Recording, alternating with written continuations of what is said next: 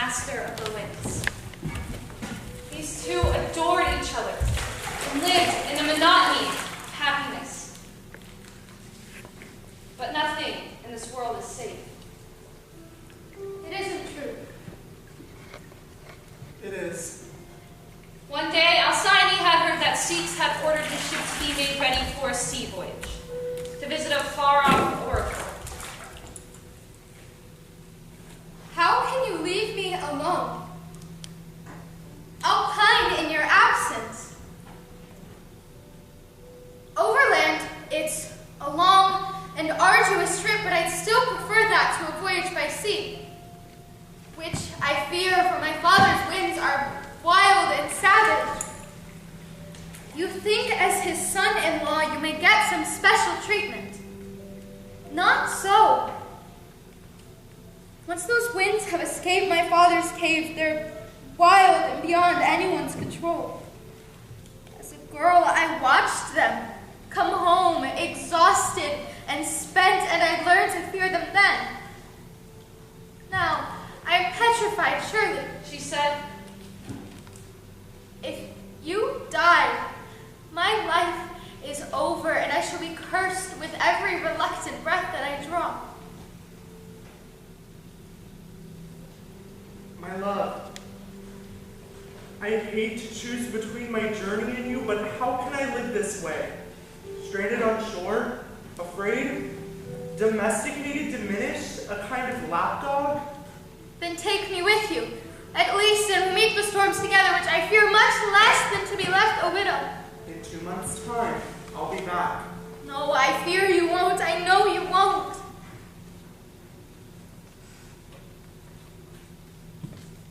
In 2 months' time, for that short time, you can be brave and endure the trial of waiting. she was hardly consoled, but she saw she could not hold out any longer in the face of his resolve. She allowed herself to be soothed and consented to his go.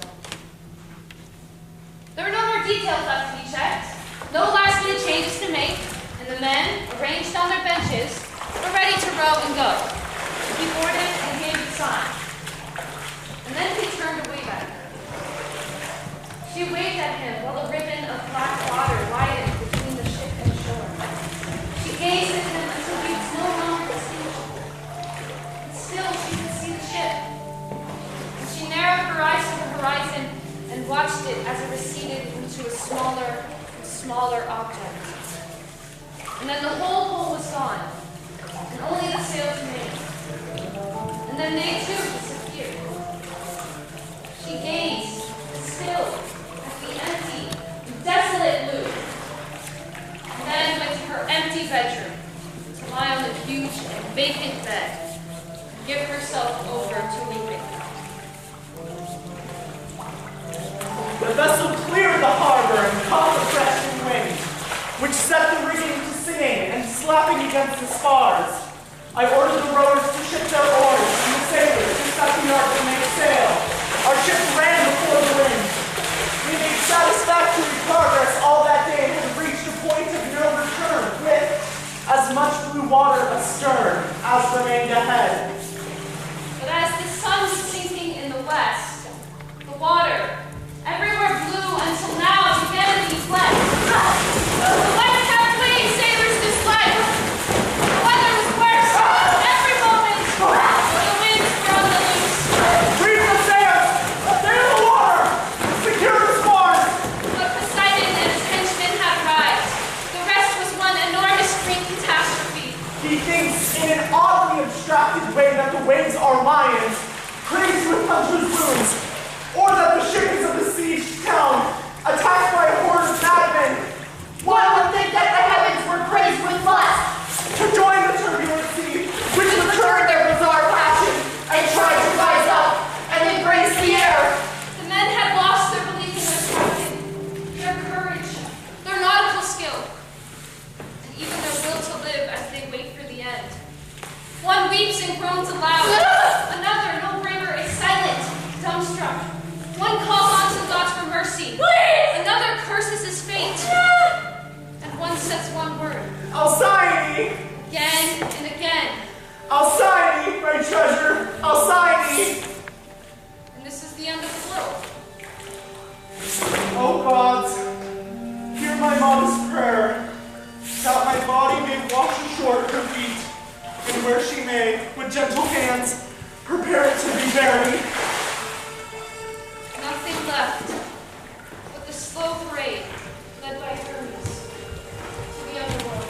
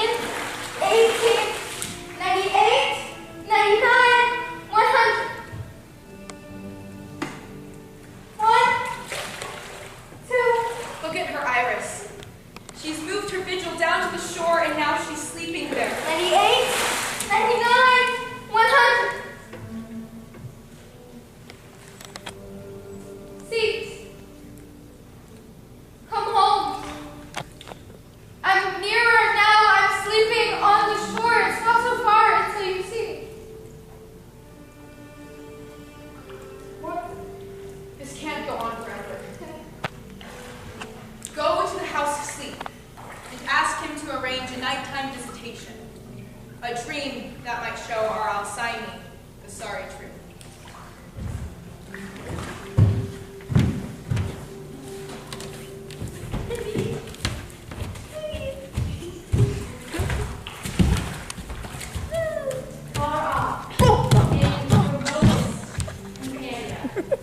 Beyond where the Siberians live in their gloomy caves. It is a deeper and even darker grotto. Home of sleep. In this place, the sun never can, even at midday, penetrate with the faintest beams. In that cloudy twilight, no rooster dares disturb silence! With his rude crowing.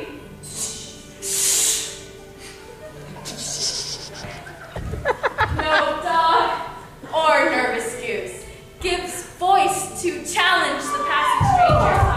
Not even branches sigh in occasional passing breezes, but an almost total silence fills the air. At the heart of an almost painted stillness, in a huge, darkened chamber, God himself relaxes, drifting in languor. Around him, fragments of ill-assorted dreams hover over the floor in grand confusion, like leaves the trees have let go.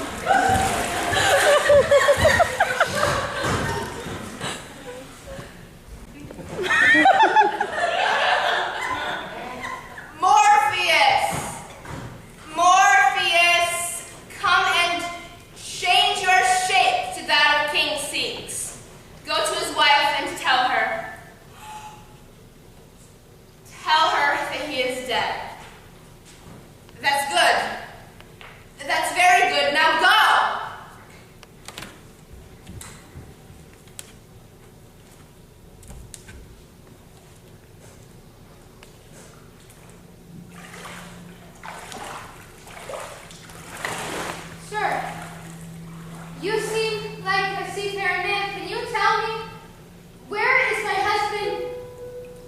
Have you seen him on the sea? When is he coming home? The ship is strong and unmistakable. Have you seen him? Sir? Do you not know me? Has death undone me so? No. Look at me. I charge you, look at me. No, I won't. Look at me and know your husband's ghost. Your prayers have done no good, for I am gone. Beyond all help or hope forever. Go away. I am not some bearer of tales, but the man himself to whom it happened. Look at me. A little bird.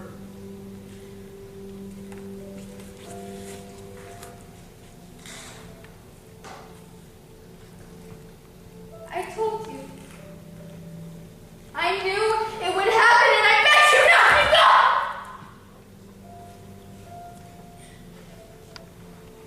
I knew the day that you would sail that I had lost you.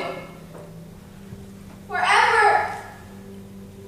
The ship, my hopes, and my life grew smaller all at the same time. You should have allowed me to go. Little bird. This is no good. No good that I should be living and you be elsewhere or nowhere. I'm drowning now in the air. I'm wrecked here on land where the currents are just as cold and cruel. Get up from your bed and put on your mourning clothes.